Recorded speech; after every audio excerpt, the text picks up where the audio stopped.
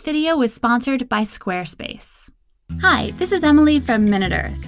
Not to sound super morbid, but with each passing second of life, the cells in our bodies accrue a little more damage, which is at least partly why, as people get older, their odds of dying increase. Today, a 40-year-old has a 0.3% chance of dying in the next year, while a 60-year-old has a 1% chance of dying in the next year, an 80-year-old has a 5% chance, and a 100-year-old has a 50% chance. But around that age, there's some evidence that the odds of dying level off.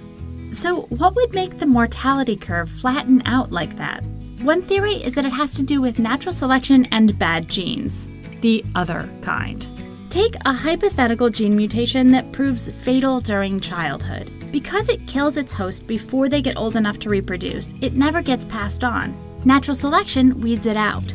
On the other hand, a nasty mutation that tends to kill people after they grow up and reproduce can get passed on. But here's where things get complicated, because human kids depend on their parents for survival. So a bad gene that tends to kill relatively young adults is also likely to indirectly kill their young kids, and thus be weeded from the gene pool too. But a bad gene that kills slightly older adults has a lower chance of indirectly killing their slightly older, more self-sufficient kids, and thus has a lower chance of getting weeded out of the gene pool.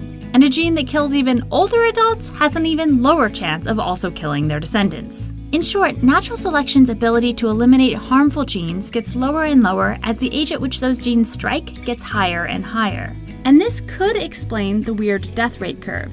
Like, think of natural selection as a magical force field that protects people from the Grim Reaper, but it gets weaker as people get older, so their odds of dying go up.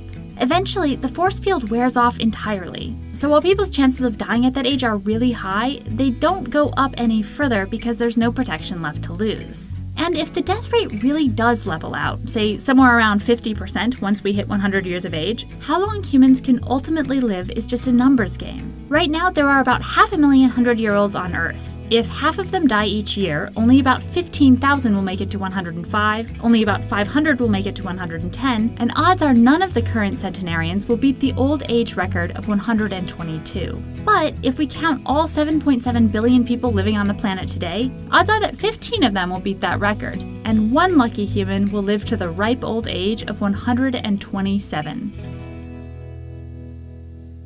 This video was sponsored by Squarespace. Squarespace lets you turn your idea into a great website by giving you templates from world-class designers, free and secure hosting, and nothing to patch or upgrade ever. So let's say you want to make a fanfiction website about how groups of super old people come together to fight for justice. All you have to do is head over to squarespace.com/MinuteEarth for a free trial, and when you're ready to launch, use the offer code MinuteEarth to save 10% off your first purchase of a website or domain. Think it, dream it, make it with Squarespace.